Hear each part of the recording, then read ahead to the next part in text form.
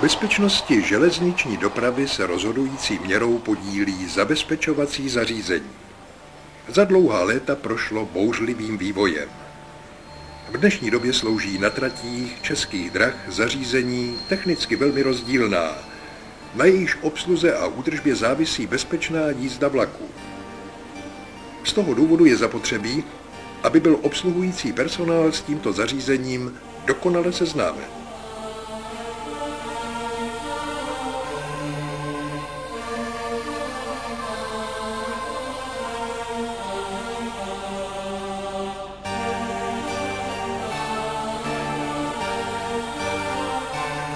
Prvky staničního zabezpečovacího zařízení rozdělujeme na vnější a vnitřní. Nejprve se seznámíme s prvky vnějšími. To jsou takové, které se nacházejí přímo v kolejišti stanice. Mezi vnější prvky zabezpečovacího zařízení řadíme především zámky pro uzamčení výhybek. Výměnový zámek zajišťuje a kontroluje polohu přilehlého jazyka výhybky k opornici.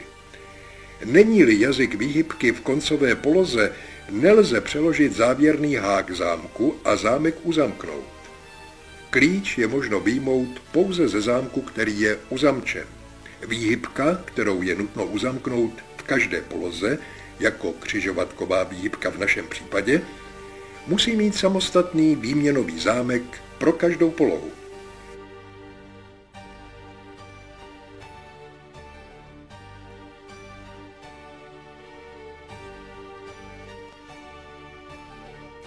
Výhybka, která není pod dohledem obsluhujících zaměstnanců, musí mít výměnový zámek doplněn dalším zámkem, v tomto případě odtlačným. Ten zajišťuje a kontroluje polohu odlehlého jazyka výhybky nebo přestavitelné srdcovky křižovatkové výhybky. Není-li jazyk výhybky nebo přestavitelná srdcovka v koncové poloze, nelze přeložit závěrný hák zámku a zámek uzamknout. Další podobný zámek je stojanový. Ten znemožňuje vyklesnutí výhybkového závěru tím, že zabraňuje pohybu páky se závažím výměníku. Při uzamykání zámku musí být závora vysunuta nad pákou výměníku se závažím a bránit v jejím pohybu. Odtlačné a stojanové zámky se používají k zajištění výhybek, které nejsou pod dohledem obsluhujících zaměstnanců.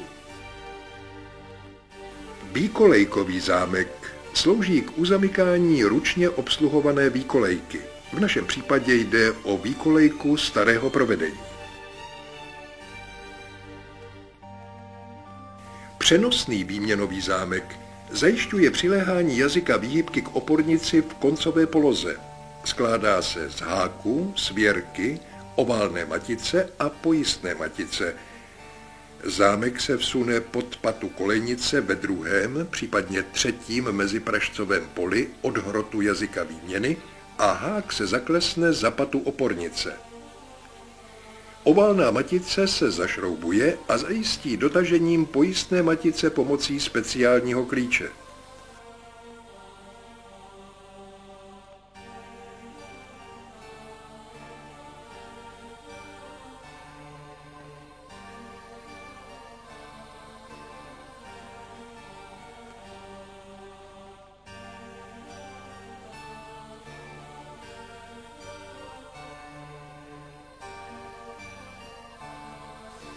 Výhybka opatřená přenosným výměnovým zámkem musí být při jízdách vlaku střežena.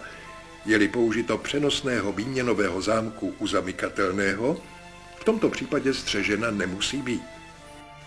Při najetí kolejových vozidel na výhybku ze směru, pro který není pohyblivá část výhybky správně přestavena, dojde k násilnému přestavení výhybky, takzvanému rozříznutí. Přitom může dojít i k jejímu poškození. Při rozříznutí výhybky dojde také k poškození výměnového, odtlačného, stojanového a přenosného zámku. Říkáme proto, že tato zařízení jsou nerozříznutelná. Elektrický zámek Umožňuje vytvoření trvalých nebo náhradních elektrických závislostí v zabezpečovacím zařízení u ručně přestavovaných výměn, výkolejek, přejezdových zabezpečovacích zařízení, k urychlenému přenosu klíčů mezi vzdálenými stanovišti a k zabezpečení výměn při přestavbách zabezpečovacích zařízení. Je-li povoleno závislostní klíč odemknout a vyjmout, rozsvítí se na elektrickém zámku bílé kontrolní světlo. Po stlačení tlačítka, otočení a vyjmutí klíče bílé kontrolní světlo zhasne. Klíč v našem případě je výsledným klíčem kontrolního zámku. Je proto označen štítkem s údaji ve zlomku. Údaj v čitateli VK2 udává výkolejku číslo 2, která je opatřena kontrolním zámkem. Údaj ve jmenovateli udává závislou výhybku číslo 8, která je opatřena jednoduchým zámkem a jejíž klíč je uložen v kontrolním zámku výkolejky VK2. Tento klíč je možno vyjmout po odemknutí kontrolního zámku výkolejky. Po odemknutí tohoto zámku je možno výkolejku sklopit a pak odemknout závislou výhybku číslo 8. K opětnému uzamknutí výkolejky je nutno do jejího kontrolního zámku vložit klíč od závislé výhybky. Pak je možno vrátit výsledný klíč od výkolejky do elektrického zámku. Po jeho uzamknutí se bílé kontrolní světlo opět rozsvítí. Po zrušení souhlasu k obsluze zámku bílé kontrolní světlo zhasne a klíč již nelze ze zámku vyjmout. Označení klíčů a jejich používání stanoví předpis ČDZ1. K ústřednímu přestavování výhybek slouží mechanické nebo elektrické přestavníky. Mechanické přestavníky slouží k přestavování výhybky nebo výkolejky stavěcí pákou prostřednictvím drátovodu. V provozu se používá následujících přestavníků. Přestavník s pružinou pro výhybky se záběrem jazyků. Obsluhuje se zpravidla dvoupolohovou rozříznutelnou stavěcí pákou. Mechanický přestavník s pružinou je zařízení rozříznutelné. Rozříznutím výhybky se přestavník nepoškodí. Při závadě, kdy je nutno přejít z ústředního přestavování na ruční, musí se výhybka vypnout z ústředního přestavování následujícím způsobem. Nejprve se sejme drát s plombou, zajišťující 2 šrouby, které upevňují přídržný plech čepu. Tento čep spojuje přestavnou tyč s přestavnou spojnicí.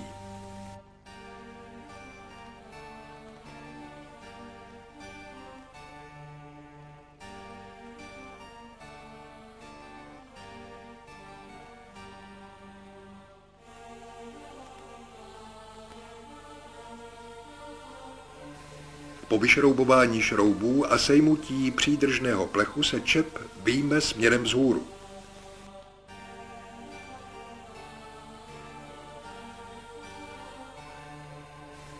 Přestavnou spojnici je pak nutno vychýlit stranou, aby při ručním přestavování nenarážela na přestavnou tyč.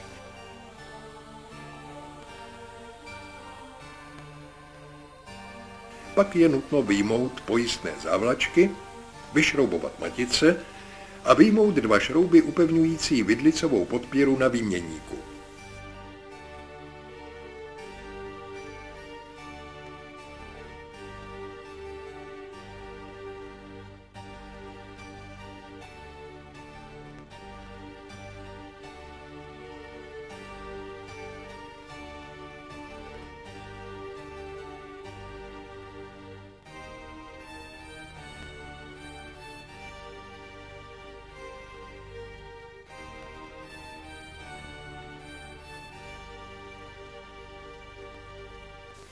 Tato podpěra se pak připevní v obráceném postavení na stejné místo a matice se opět zajistí závlačkami.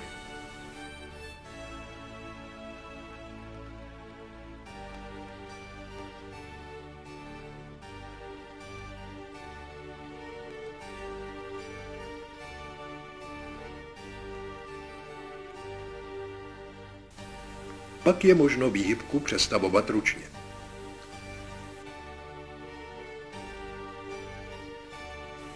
Zpětné uvedení výhybky do ústředního přestavování smí provést pouze oprávněný zaměstnanec Správy dopravní cesty, který pak provede západkovou zkoušku.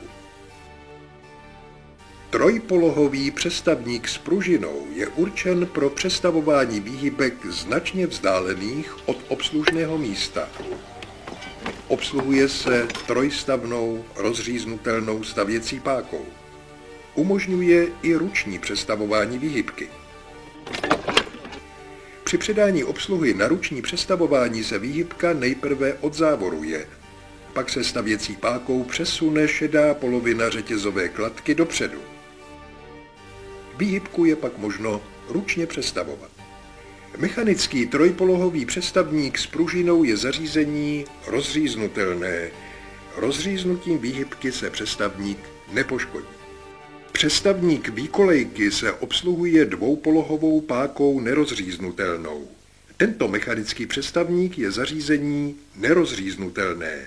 Při násilném přestavení se poškodí. Mechanické závorníky zajišťují u výhybek kontrolu koncové polohy přilehlého jazyka a rozevření odlehlého jazyka výměny. U výkolejek nebo jiných zařízení zajišťují kontrolu jejich požadované polohy.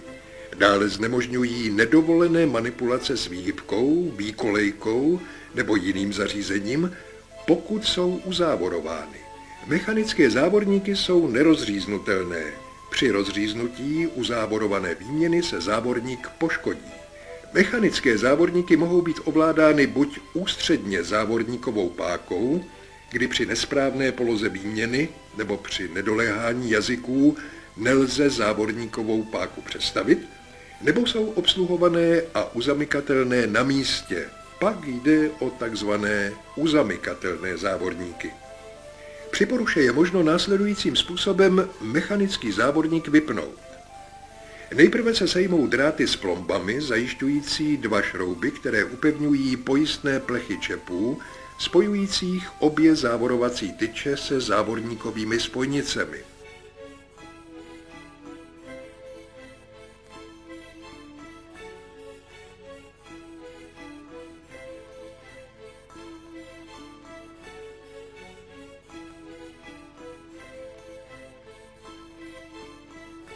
Pak se sejmou přídržné plechy a vyjmou se oba čepy směrem vzhůru.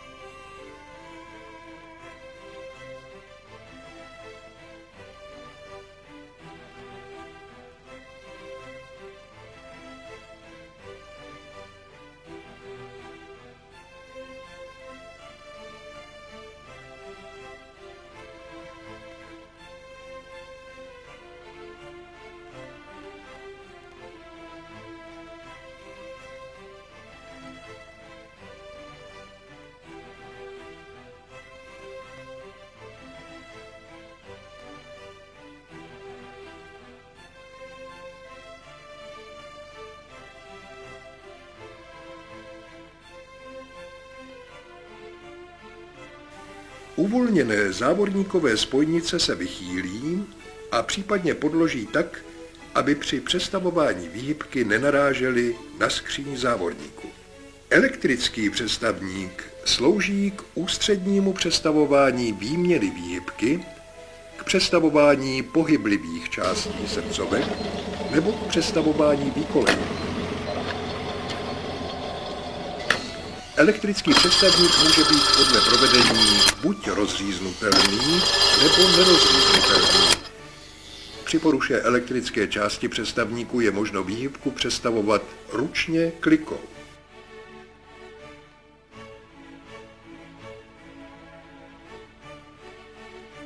Výhybky s postupným chodem mohou mít buď hákový závěr nebo čelisťový závěr.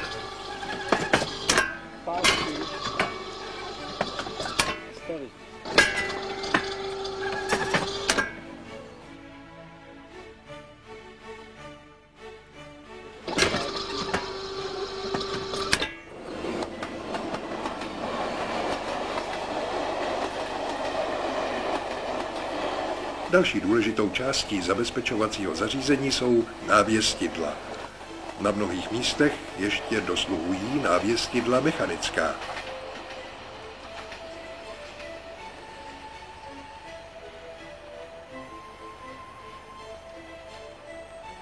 Mechanické hlavní návěstidlo se skládá ze stožáru, z návěstních prvků, to je jednoho nebo dvou návěstních ramen, z pohonu s pojistným zařízením a ze svítilnového výtahu s barevnými clonami. Prosvětlování barevných clon nočních návěstí se provádí petrolejovými, plynovými nebo elektrickými svítilnami umístěnými na svítilnovém výtahu. Jednoramenné návěstidlo má svítilnový výtah pro zavěšení jedné návěstní svítilny a má dvojitou barevnou clonu. Svítilnový výtah dvouramenného návěstidla je zařízen na zavěšení dvou návěstních svítilen a má dvojitou barevnou clonu pro horní světlo a jednu barevnou clonu pro dolní světlo. Druhý otvor spodní clony je zaslepen. Pojistné zařízení, které je součástí pohonu, způsobí při poruše kteréhokoliv drátového táhla, to je při jeho přetržení nebo uvolnění, samočinné přestavení návěstidla na návěst stůj. Na stožáru mechanického vjezdového návěstidla může být umístěno přivolávací návěstidlo.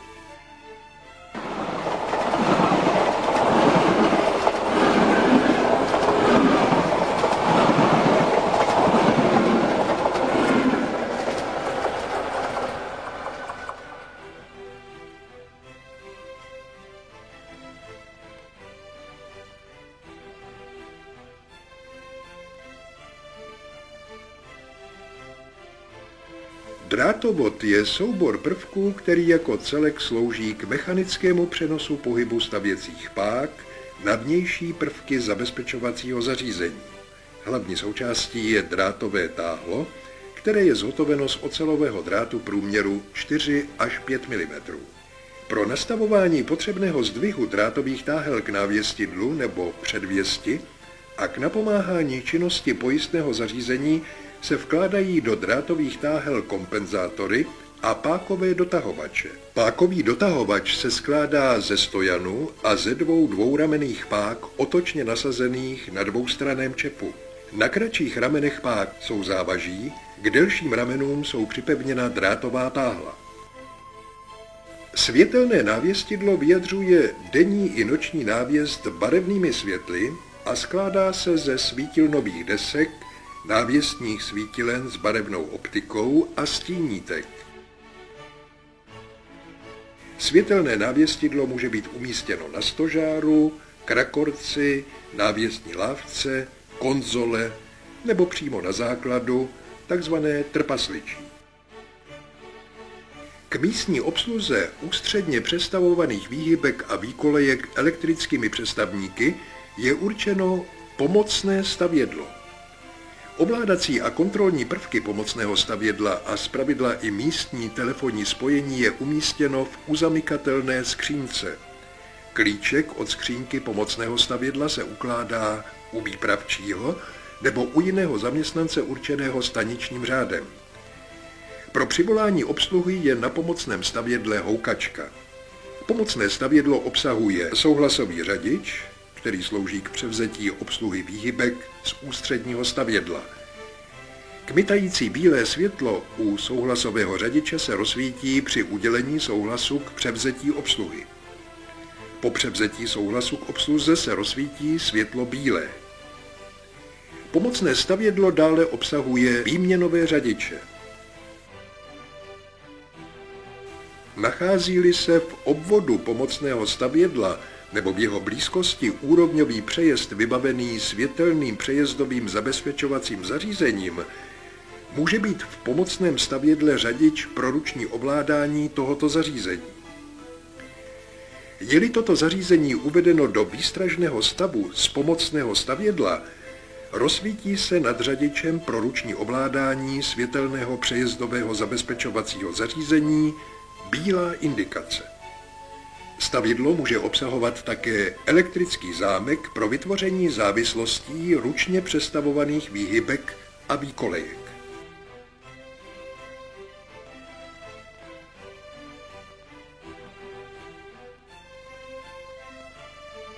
Zařízení pro kontrolu průjezdu železničních kolejových vozidel a zjišťování volnosti jsou technická zařízení umístěná v koleji, která se používají pro zajištění spolupůsobení železničních kolejových vozidel na činnost zabezpečovacího zařízení, případně ke zjišťování volnosti sledovaného úseku. Izolovaný styk je mechanické spojení konců dvou kolejnic, tvořené elektricky izolačním materiálem a slouží k elektrickému ohraničení kolejnicového pásu. Izolovaná kolejnice je část kolejnice ohraničená dvěma izolovanými styky. Izolovaný úsek je část koleje ohraničená dvěma izolovanými styky v obou kolejnicích. Kolejový obvod je elektrický obvod tvořený výstrojí kolejového obvodu a vedený kolejnicovými pásy, sloužící ke zjišťování volnosti a obsazenosti úseku kolejiště nebo k přenosu informací. Tímto jsme popsali vnější prvky zabezpečovacích zařízení užívaných u Českých drah. S vnitřními prvky a jejich obsluhou se seznámíme v dalších videopořadech.